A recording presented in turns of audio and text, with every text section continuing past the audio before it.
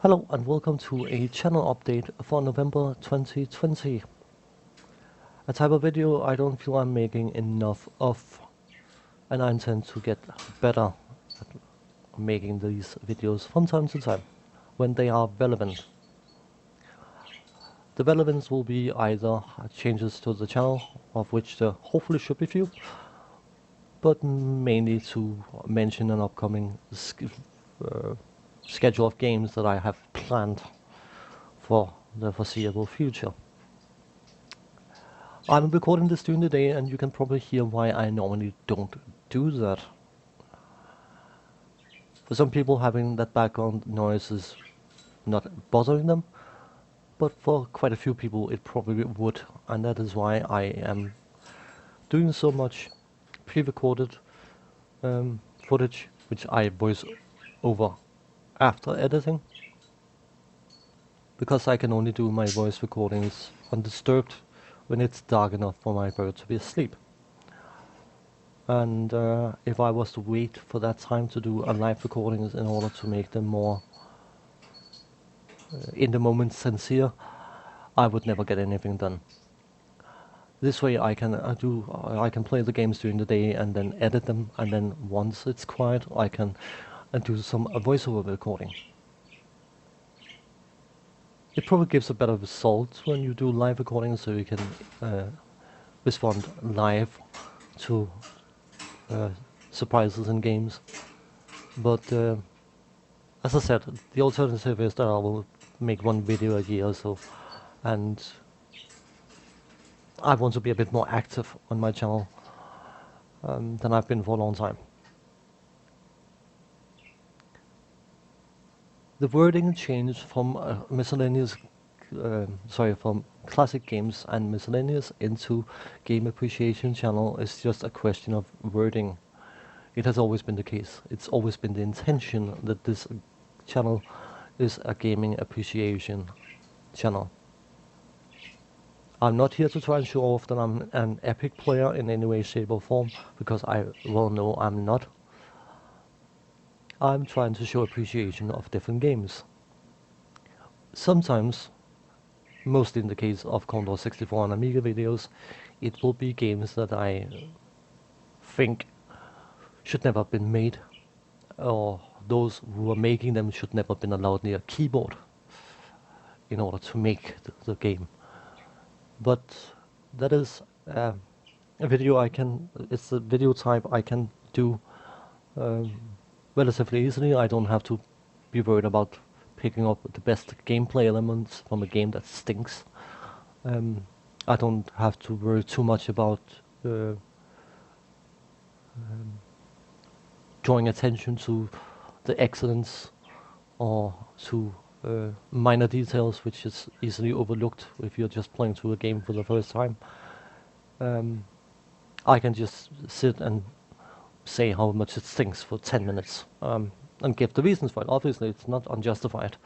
I think my reasoning for butchering certain games is perfectly justified. And there's bound to be someone out there who loves this game for whatever reason, and I know the feeling. I know the feeling. You love a game that everyone else claims stinks. But there's just something in it that, for you, give it something special. And I'm not being mean or vicious. My concept is that this is going to be a bit deeper. Piracy on other Commodore computer systems and all other home computer systems for that matter was a widespread issue, and I'm not going to go into any philosophical discussions or arguments about for and against. You can technically not deny that it is wrong, but some of the games that was released and they were being charged whatever currency you may have, 20, 25, 30 pound for, did not did they qualify for less robbery than piracy did? I'm being very, very serious.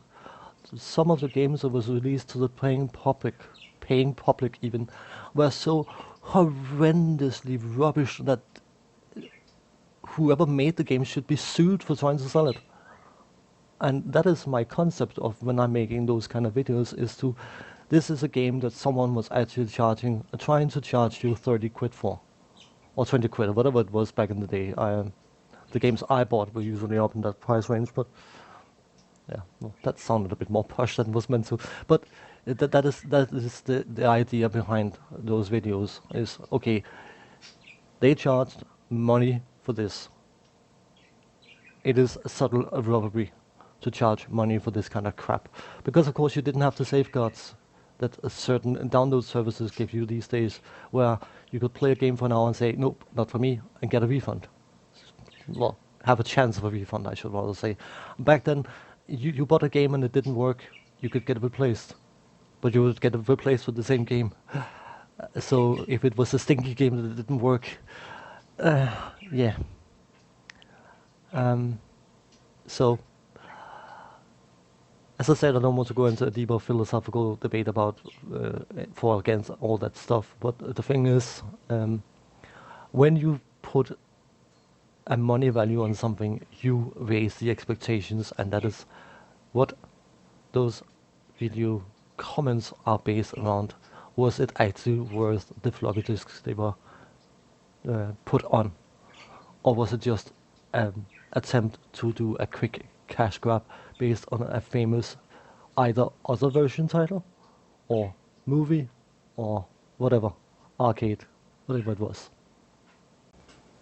Of course, you can argue that the excuse that piracy was a sort of safeguard against consumers spending their money on crappy games sort of became null and void if people didn't actually buy the games that were worth buying. And I think a lot of people forgot that minor thing. Regardless, I am working currently on certain games that I am recording and editing and intend to upload. And I should probably have some sort of schedule, which I've not been having. I've been intending to have a schedule, but never stuck to it, which, I mean, makes it kind of pointless having a schedule if you don't adhere to it. So the idea is, and I'm trying to make it much more solid than just an idea, but is to have Commodore gaming videos, Amiga and or Commodore 64, on Mondays, Wednesdays and Fridays, and then have Tuesdays and Thursdays open for other games.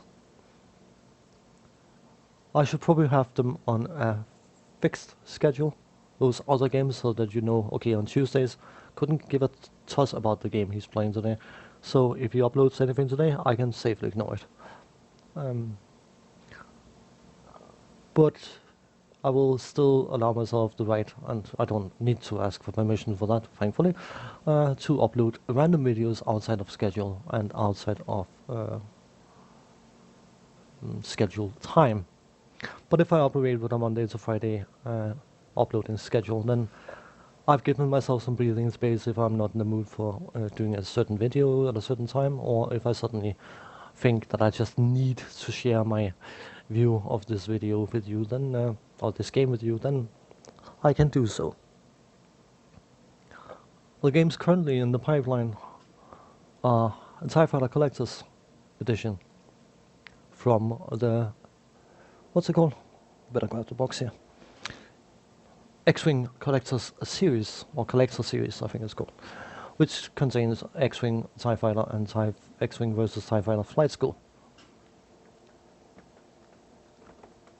The way I'm going to play through that game is I'm going to do a playthrough of the plot missions, also called battle missions, but I'm also going to do the combat missions, which are technically training missions or tutorial missions for the different class. I have done a quick overview video of TIE Fighter, because I'm going to be uploading a batch of those videos later. after done doing this, to kickstart that series. And then I am looking at a Mech Commander, a BattleTech inspired RTS-ish game from the late 90s, which I fully enjoy as an old BattleTech player. And for those who are probably not aware, a BattleTech is actually the Mech Combat. A MechWarrior was the role-playing system made later to support BattleTech, so people could have characters that they could take out into battle, so there was a cohesive experience between having Joe Bob, whatever, go around and talk to his friends, and then suddenly he has to enter his mech and fight off this attacking lands, and then you could go to the tabletop and resolve the encounter, and then you could go back to the role-playing system. But anyway, MechWarrior is the name of the role-playing system, whereas BattleTech is the actual mech combat. Someone a lot smarter than me probably worked out that MechWarrior was a better name, or copyright reasons, or whatever. Regardless. I'm going to be uploading those videos on Thursdays for the time being. And Steve the Dark Project, it is a dark project. It's probably going to be a non-scheduled video series, because I intend to play through it on expert level, and that requires a lot of groundwork. They will probably be heavily edited, but I don't necessarily want them to scream out, I'm heavily edited. And it's not because I'm trying to fake myself as looking epic in any way, shape or form. I want to showcase the game at the best it can be. My playing ability, certain games is better than other games, and just the way it is, but having a video series consisting of 400 videos, whereas 395 of those videos will be watching me reloading the game, is probably not very exciting.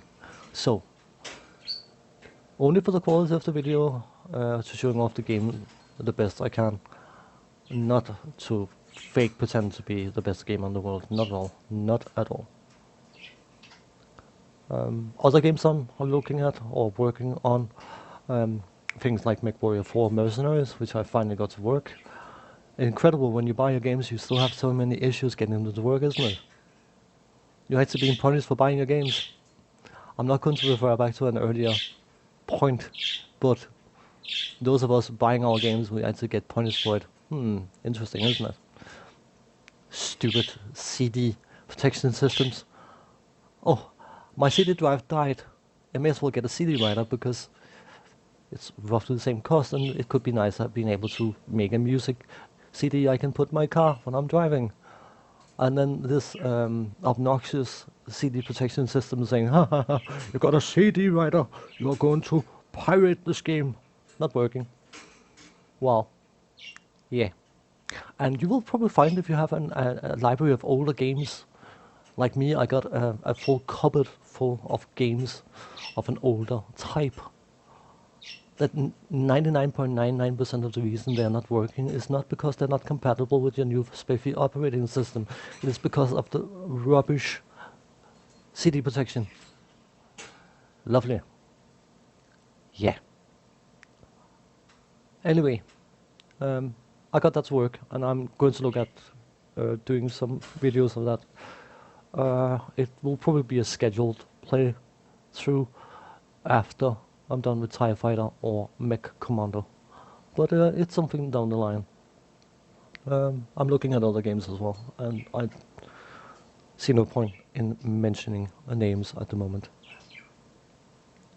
That was a very long update, and I probably taught a lot of rubbish, which I'm very, very skilled at. That is one of my main skills as a human being, is to talk a lot of shite. But I just want to give some sort of heads up. I'm probably going to make that suggested schedule a more fixed thing, and make some reference to it, so that people know that if they like being reminded of old Commodore 64 and or Amiga games, then on Monday, Wednesday and Friday will be a chance to look at one of the older ones. Or if they have some sort of interest in an usually older game that they played or never got a chance to play or whatever. Those will be scheduled for Tuesdays and Thursdays. Bear in mind, of course, and I'm fully aware of the fact that there are probably a lot of people playing better than me and being much more interested to listen to than me have played through most of the games I played through. And you know what? That's perfectly fine. I'm not here to compete with existing content creators. The whole point for me is to show appreciation of the games that I liked and hopefully still like, or I'm wasting my time making videos of them. Because I feel they deserve the necessary appreciation. So, on that note, I'm going to say my bird distracting me. Sorry. I'm going to say thanks for being patient enough to watch through this, and thanks for watching. Take care and see you in the next one. Bye bye for now.